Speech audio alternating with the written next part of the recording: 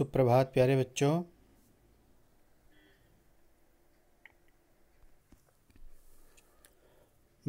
आधुनिकोपकरणानि अर्थात आधुनिक उपकरण नामक यह पाठ हमने पढ़ा था, जिसके अंतर्गत हमने कुछ आधुनिक उपकरणों के बारे में सूक्ष्म जानकारी प्राप्त की।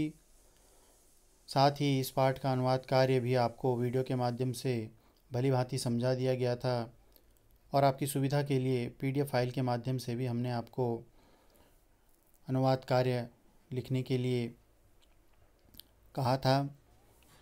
उम्मीद करता हूँ कि आपने वह कार्य उत्तर पुस्तिका में अवश्य पूरा कर लिया होगा। आइए अब आगे बढ़ते हैं अभ्यास कार्य की ओर। अभ्यास कार्य में सर्वप्रथम है एक पदेन उत्तरत, एक पद में उत्तर दीजिए। रेडियो यंत्रम लोके केन शब्देन परिचितम अस्ति, अर्थात रेडियो यंत्र लोके अर्थात संसार में केन शब्देन किस शब्द से प्रचलित है या परिचित है ना। उसका उत्तर होगा आकाशवाणी। अगला है शिक्षा क्षेत्रे कस्य महती भूमिका अस्ति, शिक्षा के क्षेत्र में किसकी अत्यंत महत्वपूर्ण भूमिका है। तो किसकी होती है? आज के युग में कंप्यूटर की, है ना। तो कंप्यूटर यंत्रस्य। केन यंत्रेण जनाः दूरस्थैः जनैः सह वार्तालापं कुर्वन्ति, केन यंत्रेण किस यंत्र के माध्यम से, किस यंत्र के द्वारा लोग दूर बैठे हुए लोगों के साथ वार्तालाप करते हैं। तो दूरभाष यंत्रेण, ठीक है, जिसे हम टेलीफोन कहते हैं। अत्याधुनिकम संपर्क साधनम किम अस्ति, अत्याधुनिक संपर्क साधन क्या है? दूरदर्शनम अर्थात टेलीविज़न, ठीक है। द्रुतगत्या आकाशे किम उड्डयति, द्रुत गत्या यानी तेज गति से आकाशे आकाश में किम उड्डयति क्या उड़ता है? तो वायुयानम इसका उत्तर होगा, अर्थात हवाई जहाज। अब अगला प्रश्न हमारे पास है पूर्ण वाक्येन उत्तरत, पूर्ण वाक्य में उत्तर दीजिए। पहला है जनाः आकाशवाण्याम किम शृण्वन्ति, ठीक है, लोग आकाशवाणी से क्या सुनते हैं, मतलब, ठीक है। तो जनाः आकाशवाण्या साहाय्येन भाषणानि वार्तां गीतानि च शृण्वन्ति, ठीक है, लोग आकाशवाणी की सहायता से भाषणानि यानी भाषण, वार्तां यानी बातचीत, समाचार इत्यादि, और गीतानि च और गीत इत्यादि सुनते हैं। अगला है दूरभाषेण वयम किम कुर्मः, दूरभाष, ठीक है, जो टेलीफोन होता है, वयम यानी उससे हम क्या करते हैं। तो दूरभाष यंत्रम, जो दूरभाष यंत्र होता है, यंत्रेण इस यंत्र से, वयम दूरस्थै जनैः सह हम दूर बैठे व्यक्ति के साथ क्या कर सकते हैं, वार्तालापम समर्था भवाम, वार्तालाप करने में समर्थ होते हैं। अगला है वायुयानम केन मार्गेण गच्छति, वायुयान किस मार्ग से जाता है, केन मार्गेण किस मार्ग से। तो वायुयानम आकाश मार्गेण आकाश मार्ग से जाता है।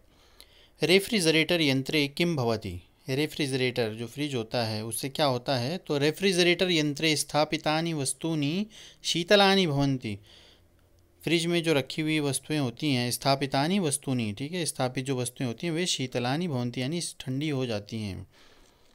और अंतिम प्रश्न है दूरदर्शनेन कानि लाभानि सन्ति, दूरदर्शन से क्या लाभ हैं।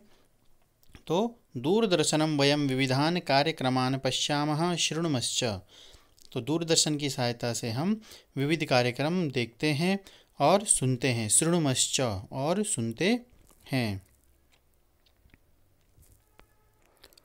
अब इसी क्रम में रिक्त स्थान हमारे पास हैं, पाठ के आधार पर ही इनको भरना है।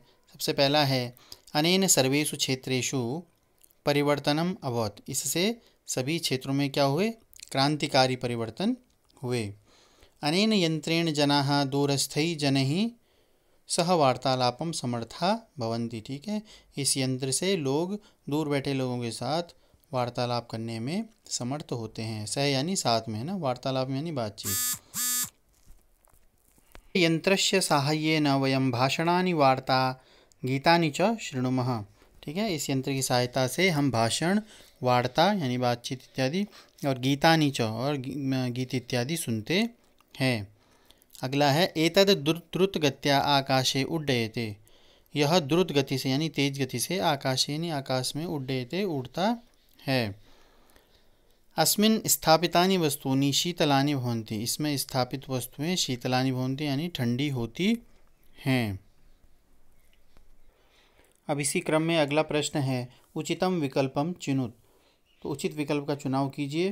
सबसे पहला है आधुनिकम युगम युगम अस्ति, आधुनिक युग युग है तो कैसा युग है, तो ए ऑप्शन सही है, पहला विकल्प आविष्काराणाम यानी आविष्कारों का, ठीक है, आधुनिक युग आविष्कारों का युग है।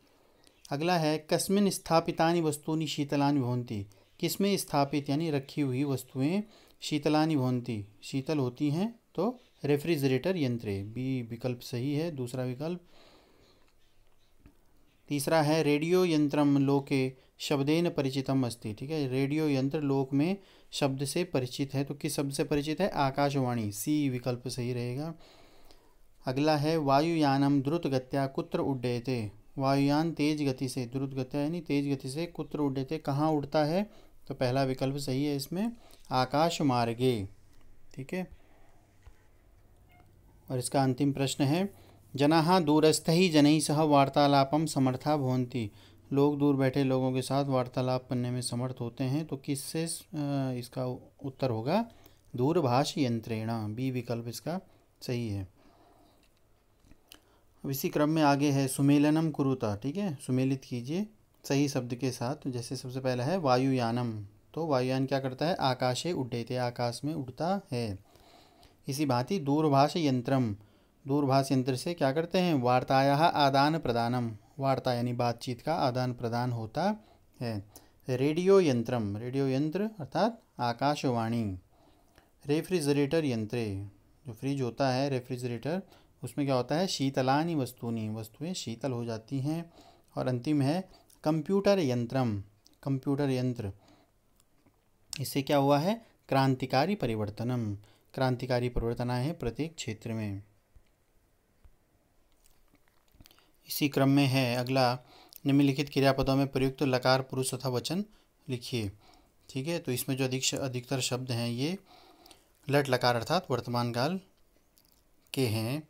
ये सबसे पहला देखिए अस्ति, है ना, तो अस्ति क्या होता है, इसका जो लकार है वर्तमान काल, अस्ति मतलब है तो क्या है शब्द किस में आएगा, वर्तमान काल में। ऐसे ही अस्ति स्तः सन्ति, ठीक है, प्रथम पुरुष की बात करें तो इसमें अस्ति स्तः सन्ति शब्द रूप बनता है, तो अस्ति हो गया एक वचन। इसी क्रम में जो दूसरा है वह भी अस धातु का ही है रूप, इसमें दे रखा शब्द सन्ति, ठीक है, यह हो जाएगा लट लकार प्रथम पुरुष बहुवचन, अस्ति स्तः सन्ति, अस्ति एक वचन का है तो सन्ति बहुवचन का है। इसी क्रम में अगला है सुन्ना अर्थात, ठीक है, शृणुमः, तो इसमें उत्तम पुरुष में यह रूप बनता है शृणोमि शृणुमः शृणुमः, तो बहुवचन में बनेगा लट लकार उत्तम पुरुष बहुवचन। ऐसे ही भू धातु के रूप में आप देख सकते हैं अभवत शब्द रूप है यहाँ पर हमारे पास, सॉरी धातु रूप, तो यह हो गया लंग लकार, ठीक है, भूतकाल को क्या बोलते हैं, लंग लकार, तो अभवत अभवताम अभवन, तो यह क्या है, एक वचन है प्रथम पुरुष का। ऐसे ही भवंती, ठीक है, भवंती शब्द किस में बनता है, प्रथम पुरुष में, ठीक है, लट लकार में, तो भवती भवता भवंती, तो भवंती हो गया बहुवचन। ऐसे ही उड्डयति, उड्डयति, ठीक है, तीतः अंति जो लगता है, ठीक है, तो ये देख सकते हैं आप इसमें तीतः अंति इन शब्दों में है वर्तमान काल की क्रियाओं में, तो उड्डयति लट लकार प्रथम पुरुष और एक वचन। और ऐसी भू धातु के अनुसार भवती भवता भवंती बनता है शब्द रूप, तो भवती एक वचन हो गया प्रथम पुरुष एक वचन, ठीक है, लट लकार। अब इसके उपरांत है निम्नलिखित शब्दों से वाक्य की रचना कीजिए, तो वाक्य रचना करना है। पहला देखिए लोके, लोके अर्थात संसार में, ठीक है, तो अस्मिन् लोके बहवः देशाः सन्ति, ठीक है, इस लोक में यानी संसार में बहुत सारे क्या हैं, देशाः बहुत सारे देश हैं। सर्वेषु, ठीक है, यानी सभी, सर्वेषु अर्थात सभी, सप्तमी विभक्ति है, तो सर्वेषु उत्सवेषु सभी उत्सवों में दीपावली प्रमुखः उत्सवः अस्ति, ठीक है, सभी उत्सवों में दीपावली प्रमुख उत्सव है। इसके बाद है जनाः, ठीक है, बहुवचन में है, तो जनाः स्वकार्याणि कुर्वन्ति, लोग अपना कार्य, स्वकार्य यानी अपना कार्य करते हैं। ऐसे ही पश्यामः, ठीक है, पश्यामः शब्द रूप किस में बनता है, धातु रूप, यह बनता है उत्तम पुरुष, ठीक है, और बहुवचन में वर्तमान काल की क्रिया है, तो देखिए इसमें बन जाएगा, इसका कर्ता हो जाएगा वयम, ठीक है, तो वयम एकम सिंहम पश्यामः, हम सब क्या करते हैं, एक सिंह को देखते हैं। अद्य यानी आज, अद्य अहम विद्यालयम न गच्छामि, ठीक है, आज मैं विद्यालय नहीं जाता हूँ। द्रुतगत्या, द्रुतगत्या अर्थात तेज गति से, तो जैसे रेल यानम यानी जो रेलगाड़ी होती है वह द्रुत गत्या चलती है यानी तेज गति से चलती है। आप लोग अपने अनुसार भी इन शब्दों से वाक्य की रचना कर सकते हैं, ठीक है, किताब के अन्य वाक्यों के अनुसार भी। अब अगला है निम्नलिखित वाक्यों का संस्कृत भाषा में अनुवाद कीजिए, ठीक है, तो पहला है इसमें आधुनिक युग विज्ञान का युग है, तो आधुनिक युग, तो आधुनिक युगम, विज्ञान का, तो विज्ञानस्य, युग है युगम अस्ति। आज घर घर में इसका उपयोग हो रहा है, तो आज के लिए हो जाएगा अद्य, घर घर यानी गृहे गृहे, घर घर में गृहे गृहे इसका उपयोग, अस्य उपयोगम, ठीक है, हो रहा है भवति, अद्य गृहे गृहे अस्य उपयोगम भवति। अनेक शैक्षिक कार्यक्रम इसी से प्रसारित होते हैं, तो अनेक यानी अनेक ही शैक्षिक कार्यक्रम, तो शैक्षिक कार्यक्रमाः इसी से, एतेन प्रसारित होते हैं, तो प्रसारिताः होते हैं, भवन्ति। अगला है वायुयान आकाश मार्ग में तेज गति से उड़ता है, तो वायुयान के लिए हो जाएगा एक वचन में वायुयानम आकाश मार्ग में, तो आकाश मार्गे तेज गति से, द्रुत गत्या, ठीक है, उड़ता है, उड्डयति, ठीक है, इसी दोनों तरह से भी लिख कैसे किसी भी तरह से आप लिख सकते हैं उड्डयति शब्द को, लिखा हुआ है ब्रैकेट में भी। अगला है हमारे घर में भी विज्ञान से निर्मित बहुत से यंत्र हैं, तो हमारे घर में, तो अस्माकम गृहे, ठीक है, भी मतलब अपि विज्ञान से, ठीक है, तो विज्ञानेन निर्मित यानी निर्मितानि, बहुत से यंत्र, तो बहूनि यंत्राणि हैं, सन्ति, अस्माकं गृहे अपि विज्ञानेन निर्मितानि बहूनि यंत्राणि सन्ति। अब इसी क्रम में आगे है समानार्थी शब्द लिखिए, अर्थात जैसे पर्यायवाची शब्द होते हैं, ठीक है, जैसे आकाशवाणी, तो आकाशवाणी के लिए हम दूसरा शब्द प्रयोग कर सकते हैं, जैसे रेडियो यंत्रम।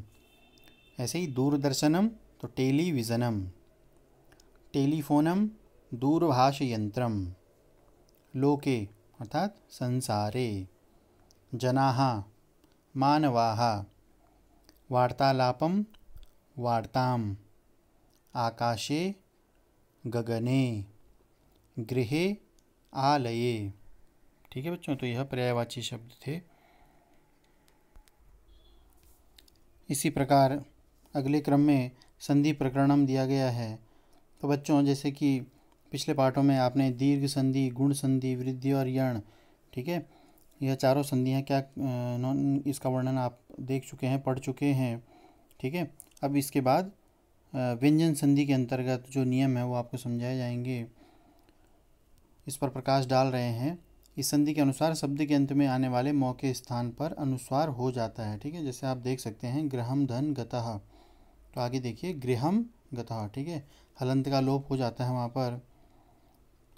दूसरे उदाहरणों में भी देखिए त्वम धन पठसी, तो त्वम पठसी, उच्चारण एक जैसा होता है लेकिन जो हलंत है उसका लोप हो जाता है। इसी प्रकार आगे भी देखिए, यदि शब्द के अंत में आने वाले मौ के बाद, ठीक है, कोई स्वर वर्ण आ गया जैसे आगे, तो मौ ही रह जाता है, ऐसी स्थिति में अगले स्वर को मौ के साथ मिलाकर लिख देते हैं, जैसे यहाँ पर उदाहरण दिया गया है विद्यालयम धन अगच्छत, ठीक है, तो आप देख सकते हैं, तो अ का लोप हो गया यहाँ पर, तो विद्यालय मगच्छत, ठीक है। तो यह एक सामान्य सी प्रक्रिया होती है, जैसे कि नीचे बता रहा है वो, इस प्रकार से मौ का अ के से अथवा किसी स्वर से मिलना संधि कार्य नहीं कहलाता है। यह हलंत वर्णों की सामान्य प्रकृति है कि वे स्वर के साथ मिल जाते हैं, ठीक है। तो आगे जो उदाहरण दिए गए हैं इनमें स्वर संधि या व्यंजन संधि दोनों के ही उदाहरण दिए गए हैं, समझाए गए हैं अर्थात। देखिए, निम्नलिखित शब्दों का संधि विच्छेद कीजिए। यहाँ पर विच्छेद करना है। सबसे पहला है स्वस्त्यस्तु, तो दो शब्दों से मेल से बना है। स्वस्ति धन अस्तु। साधुक्तम, तो साधु धन उक्तम। जलमपि, जलम धन अपि। तत्रागता, तत्र धन आगता। सत्यमेव, सत्यम धन एव। सुंदराणि मानि, सुंदराणि मानि, तो सुंदराणि इमानि। इत्युक्त्वा, इति धन उक्त्वा। मुनिनैवं, मुनिन धन एवं। सदैव, सदा धन एव। तो इस प्रकार से बच्चों आपका यह अभ्यास कार्य पूरा हो चुका है। आप इस कार्य को साफ सुथरा अपनी पुस्तक में अवश्य कर लें। और जिन बच्चों ने भी अभी तक अनुवाद कार्य कॉपी में नहीं किया है और शब्दार्थ नहीं किए हैं, वे कृपया उस कार्य को भी अवश्य पूरा कर लें। और इस कार्य को आपको पुस्तक में करना है। तो आज के लिए बस इतना ही। धन्यवाद।